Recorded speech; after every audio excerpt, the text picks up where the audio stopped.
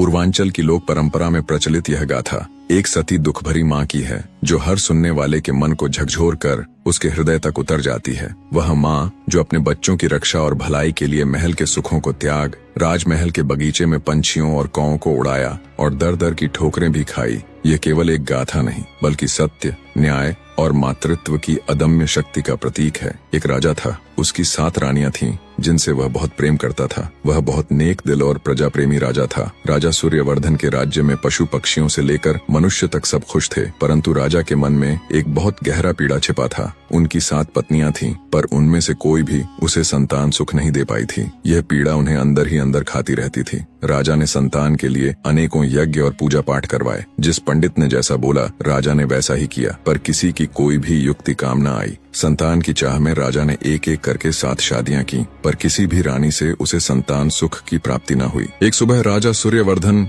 Balcony पर खड़े एकांत में फैले हुए विशाल साम्राज्य को निहार रहे थे कि कल जब मैं न रहूंगा तो इस विशाल राज्य का क्या होगा और क्या होगा इस राज्य की प्रजा का। इसी सोच में डूबे राजा ने सैनिक को आदेश दे कि मंत्री बलवंत को बुलवाया जाए। राजा का आदेश पा मंत्री बलवंत तुरंत ही राजा के समक्ष उपस्थित हुए। तब राजा ने अपने हृदय की पीड़ा को मंत्री बलवंत से कहा, हे मंत्री साहब, अब मेरे जीवन के 4 भागों में से 3 भाग गुजर चुके हैं। अब केवल एक हिस्सा ही बाकी है। अब इस महान साम्राज्य का क्या होगा? क्या होगा यहाँ की प्रजा का? जैसा कि आप जानते हैं, संतान की चाह में एक एक करके 7 रानियों से विवाह किया, लेकिन किसी भी रानी से एक संतान का सुख न मिल सका और अनेकों यज्ञ और पूजा पाठ करवाए। जिस पंडित ने जैसा बोला, मैंने वैसा ही किया, पर किसी की कोई भी युक्ति काम न आई। इतनी बात सुन मंत्री बलवंत ने उत्तर दिया कि हे राजन, मेरे पास एक उपाय है, यदि आज्ञा हो तो आपको सुनाऊं। राजा सूर्यवर्धन हाँ में सर हिलाया। उसके बाद मंत्री बलवंत ने कहा, हे राजन, यदि आपको ऐसे साधु का खोज कर उनकी सेवा भाव करनी होगी जो बहुत सिद्ध और तपस्वी पुरुष हो, वही इसका समाधान कर सकते हैं। राजा ने कहा,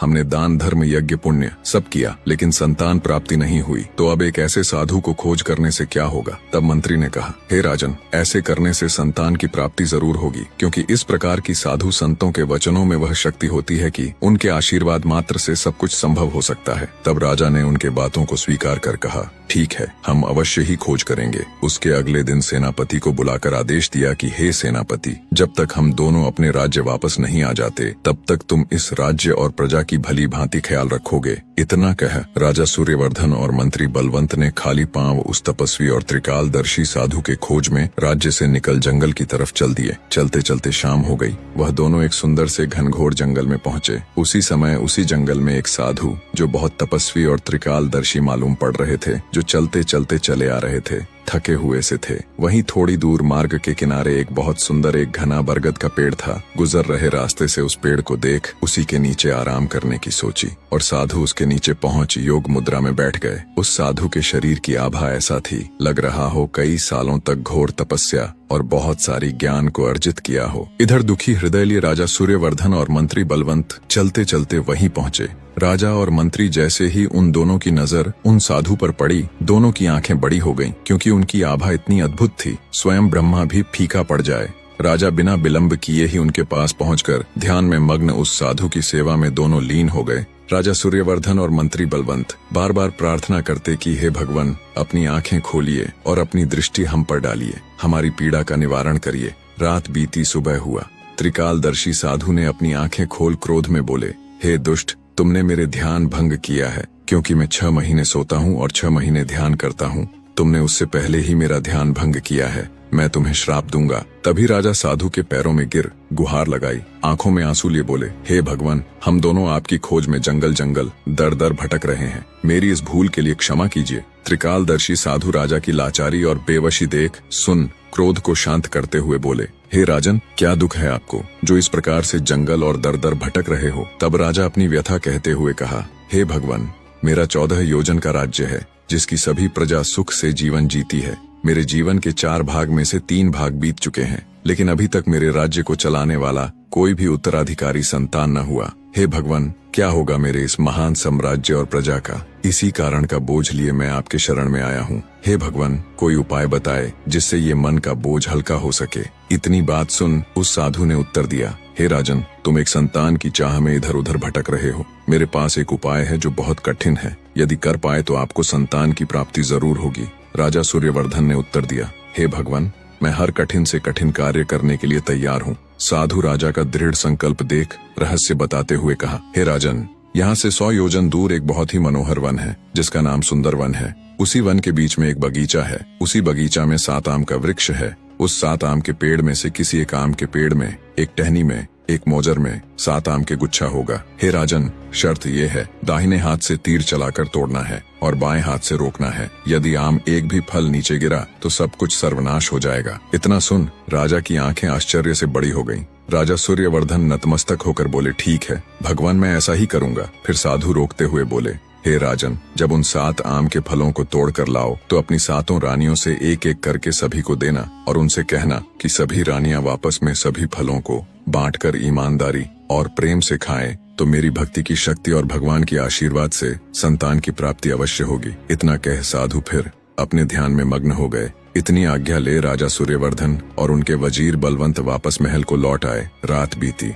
सुबह होते ही राजा सूर्यवर्धन और वजीर बलवंत अपने सेनापति को राज्य का कार्यभार सौंप अपने शस्त्र और धनुष आदि लेकर सुंदरवन की तलाश में निकल गए। सबसे पहले वह पूर्व दिशा की ओर गए, परंतु उस जंगल में कोई भी आम का वृक्ष नहीं दिखा। इसी प्रकार वह दक्षिण और पश्चिम दिशाओं में ढूंढे, पर इन दिशाओं में भी कोई वृक्ष नहीं मिला। जब वह उत्तर दिशा में 100 योजन की दूरी तय किए तो उन्हें वह सुंदरवन जंगल मिला, जिसके बीचों बीच में एक सुंदर बगीचा में 7 आम का पेड़ था। 7 आम के पेड़ को देख राजा सूर्यवर्धन और उनके वजीर बलवंत दोनों को खुशी का ठिकाना न रहा। वे दोनों उस 7 आम के पेड़ों के पास पहुंच उन 7 आम के गुच्छे को ढूंढने लगे। तभी उन्हें वह बीच के एक पेड़ में 7 आम के गुच्छे दिखाई दिया। राजा सूर्यवर्धन तुरंत तीर और धनुष उठा, निशाना लगा, उन्हें मार दिया। गुच्छे पर तीर लगते ही नीचे गिरने लगा। राजा ने देरी न करते हुए अपने बाएं हाथ से रोक लिया, जैसे कि उस साधु ने बताया था। राजा सूर्यवर्धन और वजीर बलवंत उन 7 आम के गुच्छे को ले कुछ ही दिनों में महल पहुंचे। महल में पहुंच राजा ने 7 रानियों में से सबसे बड़ी रानी को बुलवाया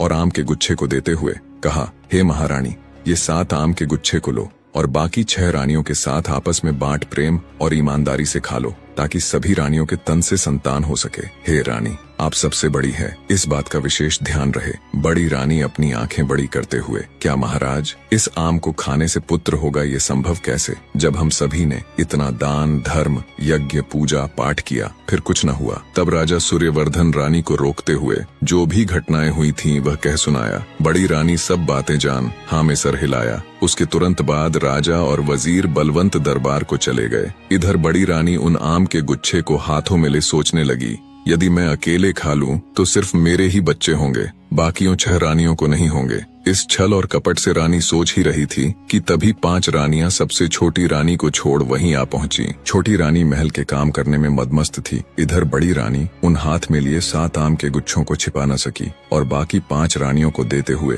बोली, हे मेरी प्यारी बहनों, आप सभी के इंतजार में ही पड़ी थी ताकि आप सब आए और हम सभी इन राजा के दिए हुए आमों को आपस में मिल बांट कर खा सके। तभी उसमें से 5वीं नंबर की रानी बोली, हे बड़ी बहन, सबसे छोटी रानी का क्या? सबसे बड़ी रानी बोली, चुपके से उसके हिस्से का आम भी हम सभी खा लेती हैं, नहीं तो राजा उसके पुत्र होने पर सबसे अधिक लाड़ और प्रेम उसे ही करेंगे और हम लोगों के ऊपर ध्यान कम देंगे। जो छोटी रानी थी उसे कपट नहीं आता था, वह भगवान की मानने वाली, हर कार्य में राजा के काम में हाथ बटाती और लोगों के प्रति दया भावना दिखाती। इसी वजह से बाकी 6 रानियां उससे जलती रहती थीं और सीधी नजर से न देखती और राजा भी सबसे अधिक प्रेम छोटी रानी से ही करते थे। ये सब देख बाकी 6 रानियां जल भून जाती थीं। आम के गुच्छे को लिए सभी ने आपस में बांटकर छोटी रानी से चुपके से खाने लगती है। जैसे ही सभी उन आम को खा खत्म कर लेती, बाकी बचा हुआ छिलका और आम की गुठली वहीं सामने फेंक देती है। जब सब खत्म हो जाता, कुछ भी न बचता, तब तीसरी नंबर की रानी बोली, हे बहनों, जल्दी से इन आम के छिलके और गुठलियों को कहीं बाहर फेंक दो, नहीं तो छोटी रानी आती ही होगी। इतनी कहते ही सबसे छोटी रानी चली आई और सबको मुंह में लगे आम के दाग को देख तब छोटी रानी उन सभी रानियों से पूछा कि हे बहनों, आप सभी क्या खा रही थीं और मुझे नहीं दिया? उसमें दूसरे नंबर की रानी जो थी वह छोटी रानी से थोड़ा प्रेम करती थी। उसने सारी रहस्य कह सुनाया, वह बात भी जो साधु ने राजा से कहा था कि संतान कैसे होगा। इतनी बातें सुन छोटी रानी दुखी हुई और आंखों में आंसू लिए उसने प्रेम और भगवान में भरोसा रख उन आम के गुठलियों में से एक गुठली को भगवान का नाम ले सिर्फ अपने जीभ से चाट लिया, इस उम्मीद में उसके संतान होंगे। और उसके बाद वह अपने काम करने चली गई। समय बीता। सभी रानियों में सबसे छोटी रानी गर्भवती हुई, क्योंकि उसका मन पवित्र थी, कोई कपट और जलन न थी, जो भगवान के पूजा पाठ में रत रहती थी। बाकी 6 रानी उनके छल और जलन की वजह से उनका गर्भ न ठहर सका। छोटी रानी के गर्भवती होने का समाचार जैसे ही उसकी सौतन रानियों को पता चली, उनको तो मानो जैसे शरीर के खून ही सुख से गए। छोटी रानी ने सूर्यवर्धन को शुभ समाचार दिया कि वह पिता बनने वाले हैं। रानी के मुख से यह बात सुन राजा सूर्यवर्धन को खुशी का कोई ठिकाना न रहा। वह खुशी से छोटी रानी, जिसका नाम चंद्रलेखा था, को गले लगा लेता है। राजा तुरंत कुलगुरु को बुला उन्हें आदेश देता है कि अब से नित्य प्रति रानी चंद्रलेखा को धार्मिक और प्रेरक कथाएं सुनाई जाएं। छोटी रानी चंद्रलेखा के गर्भवती होने का समाचार जल्दी ही पूरे राज्य में फैल गया। चारों तरफ बधाइयों की धूम मची हुई थी। छोटी रानी के गर्भवती होने से सभी रानियों ने आपस में विचार किया कि छोटी रानी चंद्रलेखा तो पहले ही राजा की बहुत प्रिय है, वह अपना अधिकतर समय उसी के साथ बिताते हैं। संतान होने के बाद तो उसका और अधिक ध्यान रखा जाएगा। राजा उस कुलटा को ही अपनी पटरानी बना लेंगे। हम सभी का तो लगाव और प्रेम ही खत्म हो जाएगा। छोटी रानी हमारे साथ दासियां जैसा व्यवहार करेंगी। नहीं नहीं, हम ऐसा कदापि नहीं होने देंगे। वह सभी सलाह मशवरा करके छोटी रानी चंद्रलेखा को क्षति पहुंचाने की अलग अलग युक्तियां सोचने लग जाती हैं। परंतु बड़ी रानियों का कोई भी प्रयास सफल नहीं हो पा रहा था, क्योंकि छोटी रानी चंद्रलेखा उन्हें कभी अकेले नहीं मिलती। कभी राजा के आदेश अनुसार कुल गुरु उन्हें कथा सुनाते मिलते, तो कभी उनकी दासियां उनके साथ होती, कभी प्रजा के लोग उन्हें घेरे रहते, तो कभी खुद राजा ही उनके साथ होते। ऐसे में रानियों को कभी अपने मकसद को अंजाम देने का मौका ही नहीं मिला। इसी तरह समय बीत रहा था। रानी चंद्रलेखा का गर्भावस्था का समय लगभग पूरा होने को आया था। एक दिन 6 रानियों के पास बैठे राजा रानियों से कहते हैं, हे प्राण प्रियों, आज मैं बहुत मन हो रहा है शिकार खेलने जंगल जाने को, क्योंकि राज्य के कार्यों और इधर उधर के भाग दौड़ से मेरा मन ऊब चुका है। आप सभी आज्ञा दे तो मैं थोड़ा शिकार खेल और मन को बहला आऊं। बड़ी रानी, जिसके मन में षड्यंत्र चल ही रहा था, फिर ऊपरी मन से छोटी रानी की चिंता जताते हुए राजा से बोली, हे नाथ, आपके न होने पर यदि छोटी रानी को संतान होने में कोई बाधा आई तो हम सभी क्या करेंगे। राजा सूर्यवर्धन इतनी बात सुन बोले, हे रानी, मैं आपकी चिंता समझ सकता हूँ। मैं इतनी दूर थोड़ी न जा रहा हूँ कि जरूरत पड़ने पर मैं वापस आ न सकूं। पास के ही जंगल जाऊंगा। परंतु आपको सभी को इतनी ही चिंता छोटी रानी का, तो मैं उनके कमरे की खिड़की पर एक बड़ा से घंटा लगवा देता हूँ, जिसके बजते ही मैं तुरंत महल को लौट आऊंगा। परंतु एक शर्त पर घंटी बजाया जाए, जब छोटी रानी को प्रसव पीड़ा हो। उसके बाद राजा छोटी रानी के कक्ष में पहुंचे ताकि उनकी भी आज्ञा ले सके।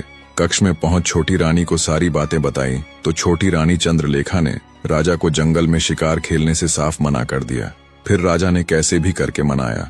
उसके बाद राजा ने छोटी रानी के कक्ष के खिड़की पर घंटी बंधवा दी। जाते वक्त राजा ने रानी से कहा, हे मेरी प्राण प्रिय, जब आपको कोई दुख या प्रसव पीड़ा हो तो आप तुरंत ही इस घंटी को केवल 3 बार बजा देना। मैं कहीं पर रहूं तुरंत ही आ जाऊंगा। इतना कह राजा और मंत्री और कुछ सैनिक को ले जंगल में शिकार खेलने चले गए। इधर बड़ी रानियों को तो जैसे सुनहरा अवसर मिल गया था। वे छोटी रानी को ऐसी औषधि देने लग गईं, जिससे रानी चंद्रलेखा के गर्भ को क्षति पहुंचे और रानी से ऐसे ऐसे कार्य करवाती जो गर्भावस्था के लिए उचित नहीं थे। बड़ी रानियां छोटी रानी के भोलेपन का खूब फायदा उठाती और उन्हें उल्टी उल्टी चीजें सिखाती। जब कुलगुरु छोटी रानी चंद्रलेखा को कथा सुनाने आते तो वह उसे अच्छी अच्छी बातें समझाते और आवश्यक सावधानियां बताकर चले जाते। रानी चंद्रलेखा बिल्कुल भी समझ नहीं पा रही थी कि कुलगुरु और बड़ी रानियों की बातें इतनी भिन्न क्यों हैं। आखिर सही कौन है? रानी चंद्रलेखा ने सोचा, बड़ी रानियां तो महिलाएं हैं, कुलगुरु तो फिर भी पुरुष हैं। महिलाओं की समस्याएं भला पुरुष कहाँ समझ पाएंगे। इसलिए जो बड़ी रानियां कहती हैं वही उचित है। साफ हृदय की रानी चंद्रलेखा कभी सपने में भी नहीं सोच सकती थी कि बड़ी रानियां उसके साथ कुछ गलत कर सकती हैं। भले से ही इससे पहले उसके साथ गलत कर चुकी थी, फिर भी भरोसा था कि वह कभी गलत नहीं करेंगी।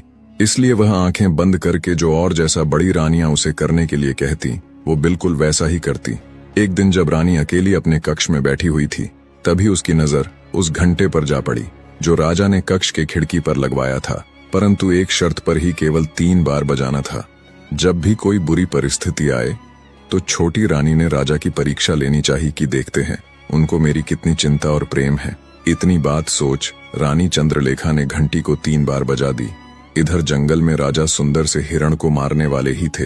रानी के द्वारा बजाई गई घंटी की आवाज राजा के कानों में पड़ा। आवाज पड़ते ही बिना देर किए राजा महल रानी के कक्ष में आ पहुंचे। रानी के पास पहुंच राजा ने रानी चंद्रलेखा से पूछा, क्या पीड़ा है रानी, क्या प्रसव पीड़ा हो रहा है जो आपने घंटी बजाई? रानी मुस्कुराते हुए कहा कि हे स्वामी, मैं आपको देख रही थी, क्या आप आते हैं या नहीं? आपको कितनी मेरी चिंता और प्रेम है। इतनी बात सुन राजा क्रोध से आग बबूला होकर बोले, मेरी प्रिय रानी चंद्रलेखा, जब आपको प्रसव पीड़ा हो तभी आप इस घंटी को बजाए। रानी चंद्रलेखा ने हाथ जोड़कर, हे स्वामी, मैंने देख लिया, आपको मेरी बहुत फिक्र है, ये पता चल गया है। हे स्वामी, मैं ऐसा ही करूंगी जैसा आपने कहा है। गुस्सा शांत कर राजा ने एक याद दिलाते हुए फिर कहा, हे रानी, जब आपको प्रसव पीड़ा हो तभी घंटी बजाना। इतना कह राजा सूर्यवर्धन फिर जंगल को चले गए। कुछ दिन बीते, षड्यंत्र रच रानियां छोटी रानी के कक्ष में पहुंच बोली, हे छोटी बहन, राजा जंगल जाते हुए कुछ कहा भी या वैसे ही चले गए? छोटी रानी ने बहुत ही प्रेम से कहा, हे बड़ी बहनों, स्वामी ने कहा, रानी, यदि कोई भी पीड़ा या दर्द हो तो ये लगी घंटी को केवल 3 बार बजा देना। मैं कहीं पर रहूं तुरंत आ जाऊंगा। और मैंने कोशिश भी किया था राजा को आएंगे कि नहीं, परंतु स्वामी आए थे और चले भी गए। इतनी बातें सुन बड़ी रानियां हंसने लगी। क्या आए थे? हम कैसे विश्वास करें? तुम सही कह रही हो या झूठ? राजा यदि आते तो हम लोगों को पता क्यों नहीं चला? अब छोटी रानी चंद्रलेखा किस प्रकार से उन सभी बड़ी रानियों को विश्वास दिलाए कि राजा आए थे। फिर बड़ी रानियां बोली, ये कैसे हो सकता है? 14 योजन महल से दूर शिकार खेल रहे राजा को घंटी की आवाज कैसे सुनाई दे सकता है?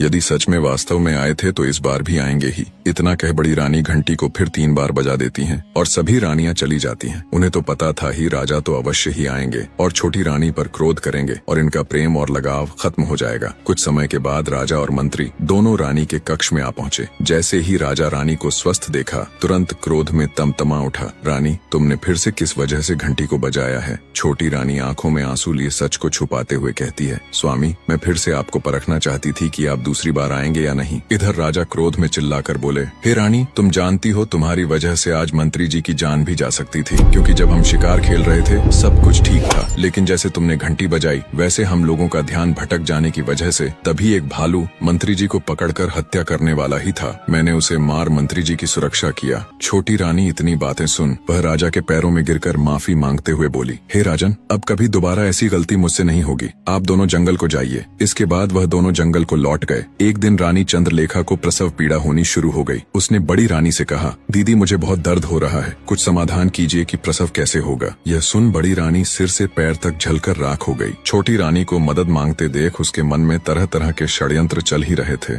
फिर कुछ सोचकर उसने छोटी रानी को दिलासा देते हुए कहा, तुम बिल्कुल भी चिंता मत करो, मैं दाई अम्मा को अभी बुला कर लाती हूँ। तब तक सामने की दीवार को पकड़कर खड़ी हो जाओ, इससे तुम्हें आराम मिलेगा और प्रसव भी ठीक से हो जाएगा। बेचारी छोटी रानी को प्रसव के बारे में कुछ भी नहीं पता था। जैसा उसे बड़ी रानी ने बताया वह वैसे ही खड़ी हो गई। गर्भवती रानी दीवार के सहारे खड़ी प्रसव पीड़ा से कराह रही थी। जब उसकी पीड़ा असहनीय हो गई तो वह वहीं दीवार को पकड़कर बैठ गई और जोर जोर से चिल्लाने लगी, लेकिन उस बेचारी को देखने या सुनने वाला वहाँ कोई भी नहीं था और छोटी रानी के कक्ष में लगे उस घंटी को किसी न बजाई ताकि राजा जंगल से लौट कर आ सके। दूसरी तरफ क्रूर निर्दय बड़ी रानी और दूसरी रानियों ने अपनी विश्वास पात्र दाई को बहुत सारे धन का लालच देते हुए कहा, तुम जाओ और छोटी रानी के कमरे के बाहर जाकर खड़ी हो जाओ और ध्यान रखना वहाँ कोई और न आए। दाई धन के लालच में रानी चंद्रलेखा के कमरे के बाहर खड़ी हो गई। उसे छोटी रानी की चीखें बिल्कुल साफ सुनाई दे रही थीं, पर धन के लालच और बड़ी रानियों के डर से वह बस दूर खड़ी रानी को देखती रही। दर्द के मारे असहाय छोटी रानी चंद्रलेखा का एक एक पल सदियों के बराबर बीत रहा था। कुछ ही देर में उस ऊपर वाले की कृपा से उसने जुड़वा बच्चे, जिसमें एक लड़का और एक लड़की को जन्म दिया। अत्यधिक पीड़ा के कारण रानी चंद्रलेखा बच्चों को जन्म देते ही बेहोश हो गई। दाई दूर से सारा माजरा देख रही। दाई ने तुरंत बड़ी रानी सहित अन्य रानियों को बुलाया और नवजात बच्चों को उन्हें दिखाया। वे सब यह देखकर हैरान थीं कि छोटी रानी ने 2 बच्चों को जन्म दिया है और दोनों बच्चे बिल्कुल स्वस्थ और तंदुरुस्त हैं। मारे जलन और ईर्ष्या के उन सबकी आंखें आश्चर्य से फैल गईं। वे सब अपनी किस्मत को धिक्कार रही थीं कि कहां हम में से किसी को भी एक बच्चा तक नहीं है, और इसके एक साथ 2 बच्चे हो गए, और वह भी बिल्कुल स्वस्थ है। पर कोई बात नहीं, जो हमें नहीं मिल सका वो हम इस गवार को भी हासिल नहीं होने देंगी। क्रोध और ईर्ष्या में अंधी हो चुकी बड़ी रानी ने दाई को आदेश दिया, तुम तुरंत जाओ और कुछ ईंट पत्थर के टुकड़ों को लाकर बेशुद्ध छोटी रानी के पास रख दो। रानी का आदेश मिलते ही दाई तुरंत कुछ ईंट और पत्थर के टुकड़े ले आई और उन्हें छोटी रानी के पास रख दिया। फिर बड़ी रानी ने बेरहमी से दाई को आदेश दिया कि अब इन नवजात बच्चों को ले जाकर कुम्हार की भट्टी में डालाओ, जिसमें जलकर दोनों मर जाएंगे। इसके बदले हम तुम्हें इतना धन देंगे कि तुम्हारी 7 पुश्ते बैठकर खाएंगे। धन के लालच में अंधी दुराचारी दाई खुश होते हुए उन बच्चों को लेकर वहां से चली गई। उसके जाने के बाद रानियों ने वहां से सभी निशान साफ करके ईंट पत्थरों को छोटी रानी के पास रख दिया और सभी अपने कमरे में चली गई। थोड़ी देर में दाई उन बच्चों को कुम्हार की भट्टी में डाल वापस लौट रानियों के पास आ गई। तब बड़ी रानी ने पूछा, क्या तुमने बच्चों को जलाकर मार दिया? दाई के हाँ भरने पर रानियों ने उसे खूब सारा धन देकर चलता कर दिया। जब सब कुछ बड़ी रानी की योजना अनुसार हो गया, तब वह अन्य रानियों के साथ बेशुद्ध पड़ी छोटी रानी के पास जा ठंडे पानी के छींटे मारकर उसे होश में लाती है। होश में आते ही छोटी रानी ने पूछा, मेरा बच्चा कहाँ है? मेरा बच्चा कहाँ है? मुझे क्या संतान हुई, लड़का या लड़की? पास पड़े ईंट और पत्थरों की ओर इशारा करते हुए बड़ी रानी बोली, यह देखो, तुमने इन ईंट और पत्थरों को जन्म दिया है। ये सुनते ही छोटी रानी एकदम से आश्चर्य के साथ सन्न रह गई और बोली, ऐसा कैसे हो सकता है कि मैंने ईंट और पत्थरों को जन्म दिया है? नहीं, यह नहीं हो सकता। मैं यह मान ही नहीं सकती कि मुझे बच्चे की जगह यह ईंट और पत्थर हुए हैं। एक औरत के गर्भ से क्या कभी किसी पत्थर को जन्म लेते देखा है? बच्चा तो अवश्य हुआ होगा। इतना कह रानी चंद्रलेखा रोते हुए बड़ी रानी से बोली, दीदी, कह दो कि यह झूठ है, कह दो कि यह एक मजाक है, कह दो कि आप सब ने मुझसे झूठ कहा है। मेरे बच्चे कहाँ हैं? मुझे अब जल्दी से उनसे मिलवा दो। अब मुझसे यह सब बर्दाश्त नहीं हो रहा। छोटी रानी की बात सुन बड़ी रानी आंखें तरेर हुए गुस्से में बोली, क्या बक रही हो तुम? हम क्यों तुम्हारे साथ मजाक करेंगे? ये पत्थर ही है जिसे तुमने जन्म दिया है। इतना कहते हुए उन्होंने उन ईंट और पत्थरों को एक थैले में भरकर रख दिया। अब बड़ी रानियों को इंतजार था तो बस राजा के आने का। छोटी रानी बेचारी खून का घूंट पीकर रह गई। भला उस अकेली की उन 6 रानियों के आगे क्या चलनी थी? दुष्ट रानियों ने पूरे महल में यह बात फैला दी कि छोटी रानी ने बच्चों के बदले ईंट और पत्थरों को जन्म दिया है। कुछ समय बाद राजा सूर्यवर्धन भी जंगल से शिकार खेल राज्य में पधारे, पर जब वह अपने राज्य में लौटे तो प्रजा को देख हैरान थे। जिस प्रजा को उनके लौट कर आने पर खुशियां मनानी चाहिए थीं, नाचना गाना चाहिए था, उन सब के मुंह लटके हुए थे। यह सब देख राजा को बड़ा आश्चर्य हुआ। वह असमंजस के साथ राजभवन में आए तो बड़ी रानी सहित अन्य 6 रानियों ने उनका स्वागत किया। उनके चेहरे पर अलग ही खुशी झलक रही थी, पर छोटी रानी चंद्रलेखा का चेहरा मुरझाया हुआ था। यह सब देख राजा ने अपनी छोटी रानी से पूछा, क्या हुआ रानी, आपका चेहरा मुरझाया हुआ क्यों है? छोटी रानी कुछ कहती, उससे पहले ही बड़ी रानी बोल पड़ी, महाराज, चेहरा तो मुरझाना ही था, इसका भेद जो खुल गया है। राजा बोला, भेद? कैसा भेद? तुम मुझे साफ साफ बताओ रानी, कि आखिर बात क्या है? क्या रानी का प्रसव ठीक से हो गया था? तब दुष्ट रानी दुख का दिखावा करते हुए बोली, महाराज, हमें ठग लिया गया है। हम सबके साथ बहुत बड़ा फरेब किया गया है। यह भोली सूरत वाली रानी चंद्रलेखा एक झूठी और धोखेबाज औरत है महाराज। यह धूर्त स्त्री गर्भवती होने का दिखावा करती रही, जबकि यह कभी गर्भवती थी ही नहीं। इसने तो बस सब दिखावा किया है। गर्भ होने पर कुछ तो होता, इसे तो ईंट और पत्थर हुए हैं। इतना कहकर बड़ी रानी ने थैले में इकट्ठे किए हुए ईंट और पत्थरों को राजा को दिखाया। यह सब देख राजा तुनक गया और राजा बोला, बड़ी रानी, आप यह क्या कह रही हैं भला? एक मानव गर्भ से कभी ईंट और पत्थरों को पैदा होते हुए देखा है तुमने कभी? राजा की बात सुन बड़ी रानी बोली, क्षमा करें महाराज, पर हम भी तो आपको वही बताने और समझाने का प्रयत्न कर रही हैं कि इसने हमारे साथ गर्भवती होने का नाटक किया है। हम भी तो कब से उम्मीद लगाए बैठे थे कि राज्य का वारिस आएगा, हमें भी कोई माँ कहने वाला आएगा। हमारे भी कान तरस गए थे, पर इस दुष्ट औरत ने हम सबके साथ छल किया है। ये सब सुनने के बाद राजा को भी बड़ी रानी की बातों का विश्वास होने लगा। उसे भी लगने लगा कि छोटी रानी ने सबके साथ धोखा किया है। राजा छोटी रानी चंद्रलेखा से कहता है, तुमने ये सब क्यों किया रानी? तुम्हारी हिम्मत कैसे हुई हमारे साथ छल करने की? मैं तो जैसे तैसे विधि का विधान मानकर जी रहा था कि शायद हमारे भाग्य में संतान सुख है ही नहीं, पर तुमने तो हमें हमारे जीवन की सबसे बड़ी आशा दिखाकर उस पर पानी फेर दिया। गुस्से से भरा राजा लगातार अपनी छोटी पत्नी को सुनाए जा रहा था, मैंने तो तुमसे सबसे अधिक जाना माना और प्रेम भी की थी। मुझे क्या पता था तुम हमारे साथ इतना बड़ा विश्वासघात करो।